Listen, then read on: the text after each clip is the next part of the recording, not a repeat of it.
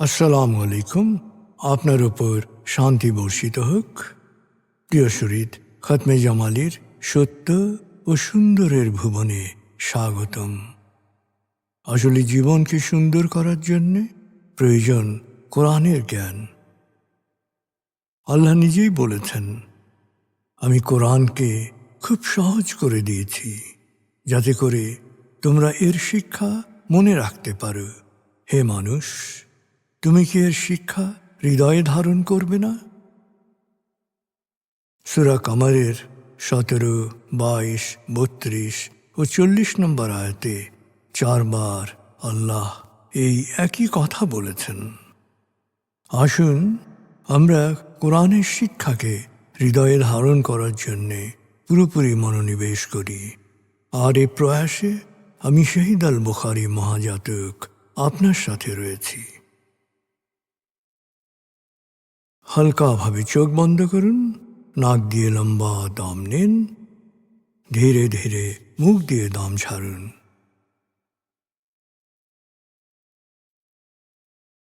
দম নেবেন পেটে, ছাড়বেন মুখ দিয়ে। দম নেওয়ার চেয়ে দম ছাড়তে সময় একটু বেশি নিন। এভাবে কয়েকবার দম নিন ও দম ছাড়ুন।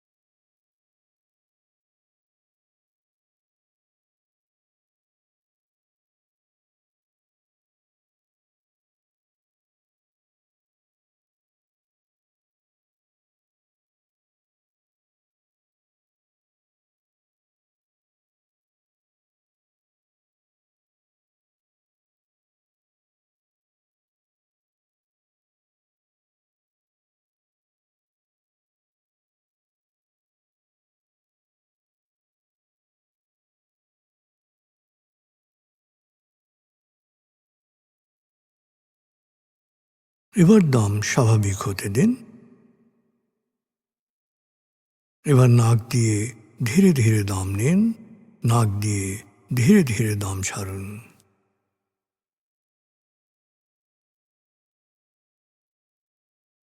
এভাবে কয়েকবার দম নিন, দম ছাড়ুন।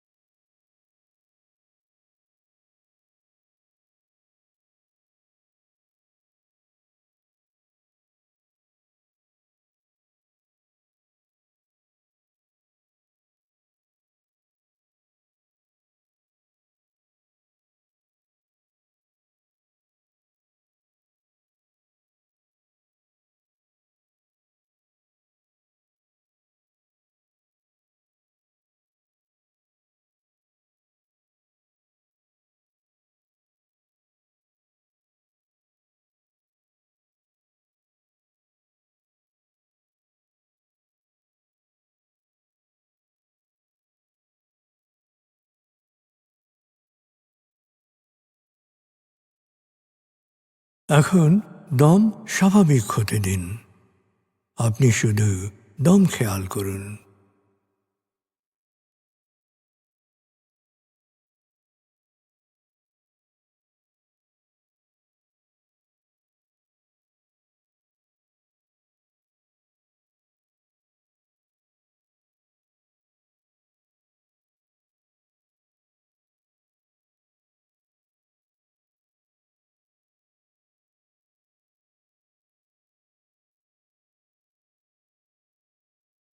প্রিয় শরীদ, এবার আমরা ডুবে যাব সূরা ফাতিহার তেলাওয়াত ও মর্মবাণীতে।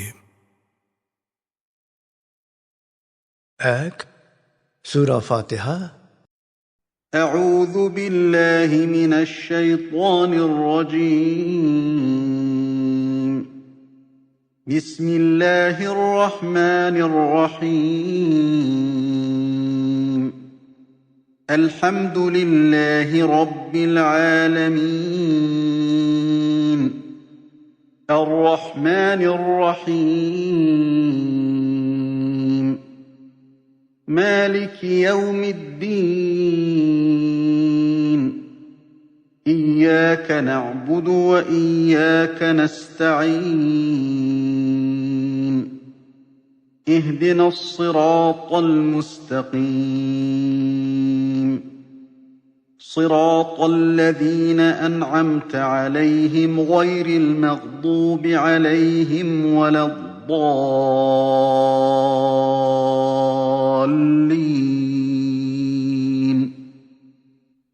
দয়াময় মেহেরবান আল্লাহর নামে সকল প্রশংসা মহাবিশ্বের প্রতিপালক হে আল্লাহ তোমারই জন্যে।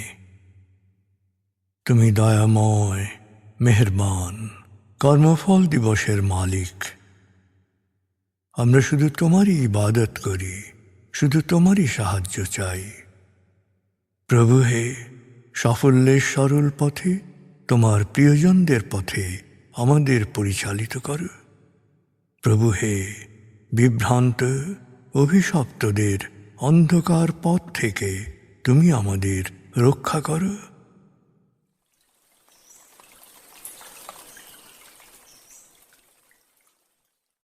ভাব 11 ভাব 10 আয়াতগুচ্ছে আমরা শুনেছি ইহুদি ও খ্রিস্টানদের বিশ্বাস ও অন্যান্য প্রসঙ্গে। ভাব 11 আমরা শুনব সূরা বাকারা 124 থেকে 134 আয়াতের তেলাওয়াত ও মর্মবাণী। এই আয়াতগুচ্ছে ইব্রাহিম আলাইহিসসালাম ও কাবাঘরের ঘটনা বর্ণনা করা হয়েছে। 2 সূরা বাকারা بسم الله الرحمن الرحيم وإذ ابتلى إبراهيم ربه بكلمات فأتمهن قال إني جاعلك للناس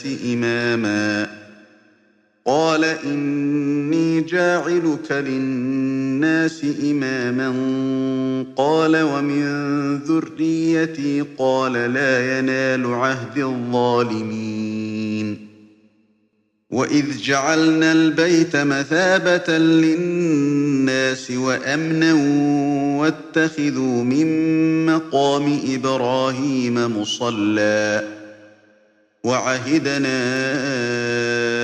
إلى إبراهيم وإسماعيل أن طهرا بيتي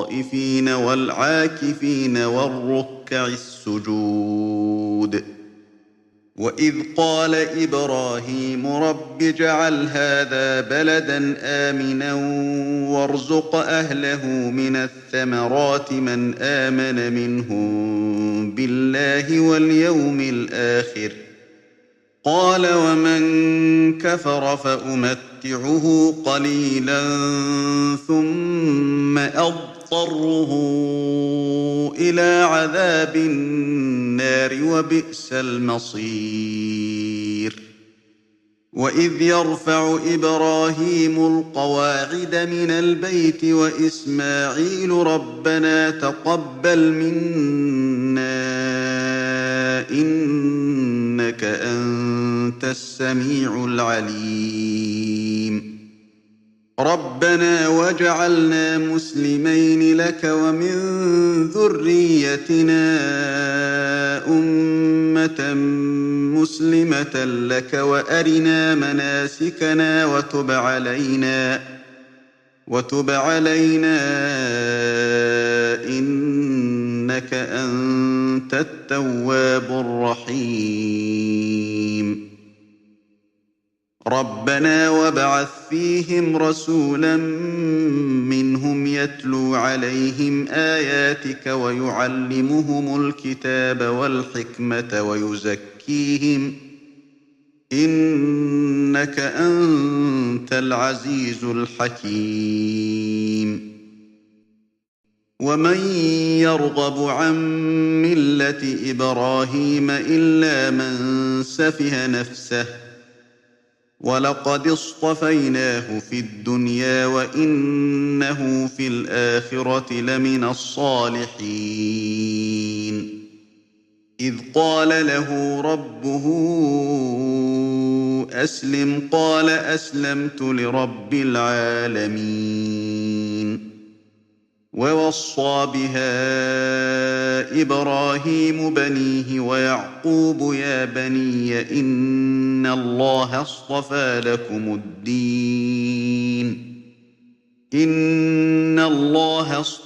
لكم الدين فلا تموتن إلا وأنتم مسلمون أم كنتم شهداء إذ حضر يعقوب الموت إذ قال لبنيه ما تعبدون من بعدي قالوا نعبد إلهك وإله آبائك إبراهيم وإسماعيل وإسحاق إلها واحدا ونحن له مسلمون تلك أمة قد خلت لها ما كسبت ولكم ما كسبتم ولا تسألون عما كانوا يعملون দয়াময় মেহেরবান আল্লাহর নামে।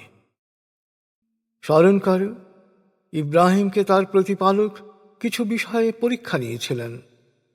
পরীক্ষায় উত্তীর্ণ হওয়ার পর আল্লাহ বললেন, আমি তোমাকে মানব জাতির নেতা মনোনীত করেছি। সে বলল, আমার বংশধরদের মধ্য থেকেও কি নেতা হবে? আল্লাহ বললেন, আমার প্রতিশ্রুতি জালেমদের ক্ষেত্রে প্রযোজ্য নয়। সেই সময়ের কথা স্মরণ করো যখন আমি কাবা ঘরকে মানব জাতির সর্বকালের মিলন কেন্দ্র ও নিরাপদ আশ্রয়স্থল করেছিলাম। আমি বলেছিলাম, তোমরা মাকামে ইব্রাহিমকে নামাজের স্থান হিসেবে গ্রহণ করো। আমি ইব্রাহিম ও ইসমাইলকে আদেশ করি, তোমরা তাওয়াফকারী, ইতিকাফকারী অর্থাৎ আত্মনিমগ্ন ধ্যানী ও রুকু সেজদাকারীদের জন্য আমার ঘরকে পবিত্র রাখবে। স্মরণ করো ইব্রাহিমের প্রার্থনা, হে আমার প্রতিপালক, এই শহরকে সবার জন্য নিরাপদ করো, আর এর অধিবাসীদের মধ্যে যারা আল্লাহ ও আখিরাতে বিশ্বাস করবে তাদের ফলাহার সহ জীবিকা প্রদান করো। আল্লাহ বললেন, তবে যারা সত্যকে অস্বীকার করবে তাদেরকেও কিছুকাল জীবন উপভোগ করার সুযোগ দেব, তারপর ওদেরকে জাহান্নামের শাস্তি ভোগ করতে বাধ্য করব, আর এ পরিণতি কতই না নিকৃষ্ট।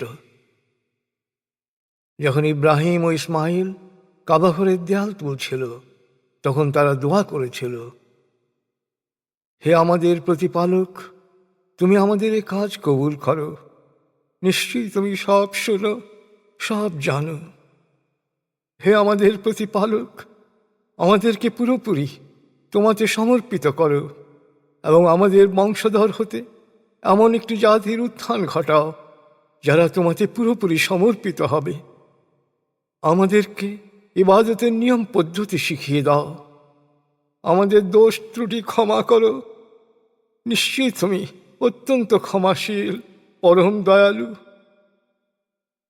হে আমাদের প্রতিপালক, এ জাতির মধ্য থেকে তাদের কাছে এমন এক রসূল প্রেরণ করো যে তোমার আয়াত পাঠ করবে, তাদেরকে কিতাবের জ্ঞান ও হিকমা শিক্ষা দেবে এবং তাদের জীবনকে পরিশুদ্ধ করবে। নিশ্চয়ই তুমি মহাপরাক্রমশালী, প্রজ্ঞাময়। আহম্মক ছাড়া ইব্রাহিমের ধর্মাদর্শ থেকে কে মুখ ফেরাবে? পৃথিবীতে আমি তাকে নেতা মনোনীত করেছি, আর আখেরাতেও সে হবে সৎকর্মশীল ন্যায়পরায়ণদের একজন। তার প্রতিপালক যখন তাকে বলেছিলেন সমর্পিত হও, সাথে সাথে সে বলেছিল, বিশ্বজাহানের প্রতিপালকের কাছে আমি নিজেকে সমর্পণ করলাম।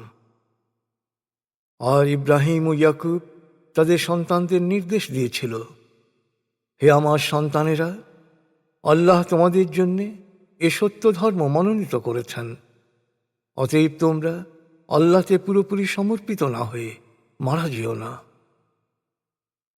হে বনী ইসরাইল, অন্য কেউ নয়, বরং তোমরাই তো সাক্ষী যে ইয়াকুব মৃত্যুশয্যায় তার সন্তানদের জিজ্ঞেস করেছিল, আমার মৃত্যুর পর তোমরা কার উপাসনা করবে? তারা এক বাক্যে বলেছিল, আমরা সেই এক আল্লাহরই ইবাদত করব, যিনি আপনার ও আপনার পূর্বপুরুষ ইব্রাহিম, ইসমাইল, ইসহাকের আল্লাহ। তিনি একমাত্র উপাস্য এবং আমরা তার কাছেই সমর্পিত। হে বনী ইসরাইল, এরা ছিল অতীতের উম্মত। তারা যা অর্জন করেছিল তা তাদের, আর তোমরা যা অর্জন করবে তার ফল তোমাদেরকে ভোগ করতে হবে। তাদের সৎকর্মের কারণে তোমাদের কোনো ছাড় দেয়া হবে না। এখানে আল্লাহ তার চিরায়ত বিধানের কথা বলেছেন। পূর্বসূরীদের সৎ বা অসৎ কর্মের ফল পরকালে অন্যের উপর বর্তাবে না।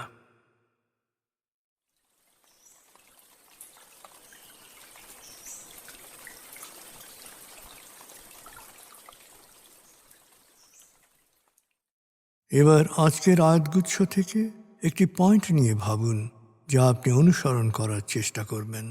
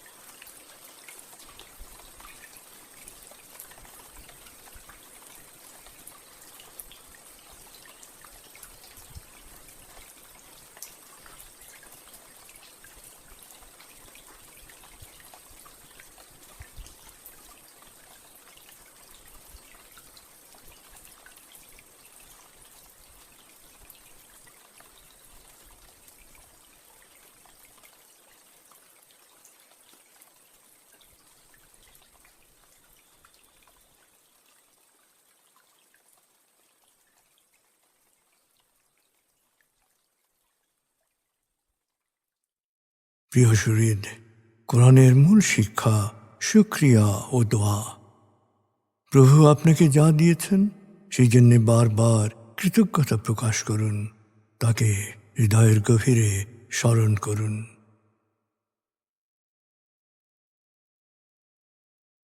আল্লাহ আল্লাহ আল্লাহ আল্লাহ আল্লাহ আল্লাহ আল্লাহ আল্লাহ আল্লাহ আল্লাহ আল্লাহ।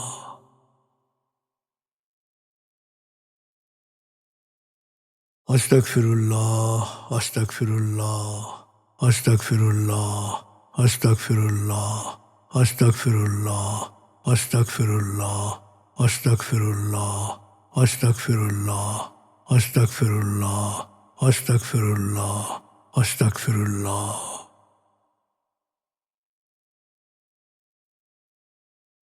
আসুন প্রার্থনায় ডুবে যাই। হে আমাদের প্রতিপালক, আমাদের ইহকাল ও পরকালের কল্যাণ দান করো। আগুনের শাস্তি থেকে তুমি আমাদের রক্ষা করো। হে আল্লাহ, পানাহ দাও ভয় ভীতি আতঙ্ক থেকে, অশান্তির আগুন থেকে, অস্থিরতা হতাশা পেরেশানি থেকে, দুঃখ কষ্ট থেকে, ঋণ ও কুফরি থেকে, অভাব আসক্তি ও নেতিবাচকতা থেকে।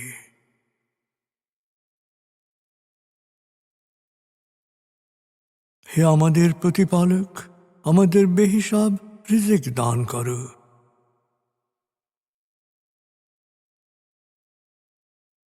হে নিরাময়কারী, আমাকে পরিপূর্ণ নিরাময় ও সুস্বাস্থ্য দান করো। প্রভু হে, আমার মা বাবা অভিভাবক শৈশবে যে মমতায় আমায় লালন করেছেন, তুমিও তাদের উপর সেরূপ করুণা বর্ষণ করো। হে আমাদের প্রতিপালক, আমার পরিবারকে প্রাজ্ঞ সুখী ও সমৃদ্ধশালী পরিবারে রূপান্তরিত করো।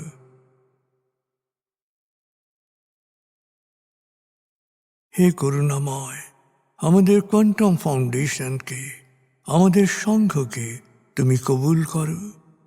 সংঘের প্রতিটি কাজে প্রবৃদ্ধি দান করো। সংঘের সবার উপর তোমার রহমত ও করুণা বর্ষণ করো।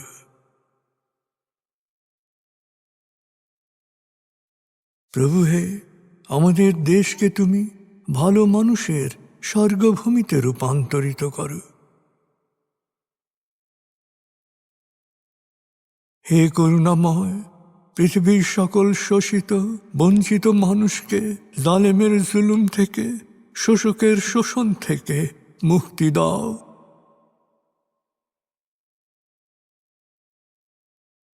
প্রভু হে, ভালো ভাবা, ভালো বলা, ভালো করা ও ভালো থাকার অফুরন্ত শক্তি আমাকে দাও।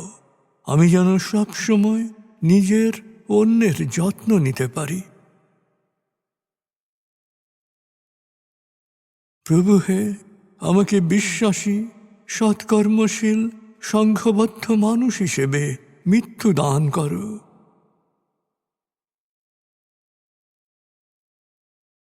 অনুভব করুন, আল্লাহ আপনার অন্তরেই আপনার কথা শুনছেন।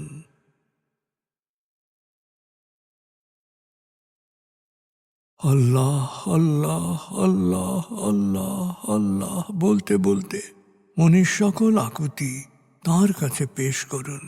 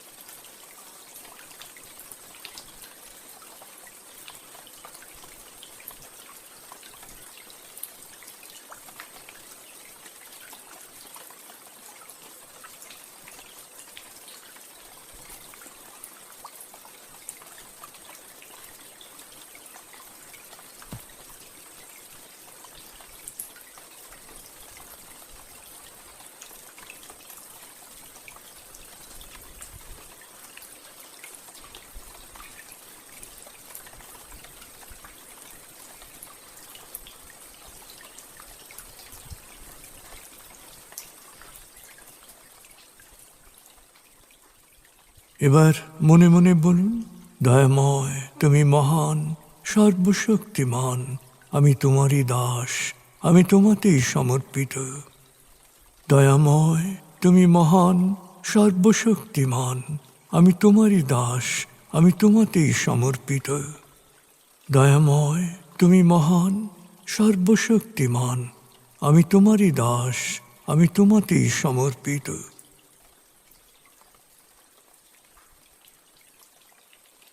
অনুভব করুন আল্লাহ আপনার প্রার্থনা কবুল করেছেন।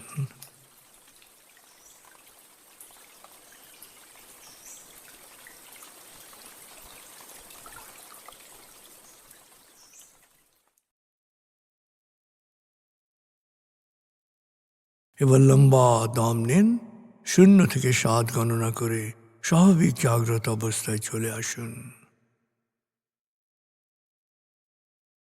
আপনার জীবন সুন্দর হোক, সফল হোক।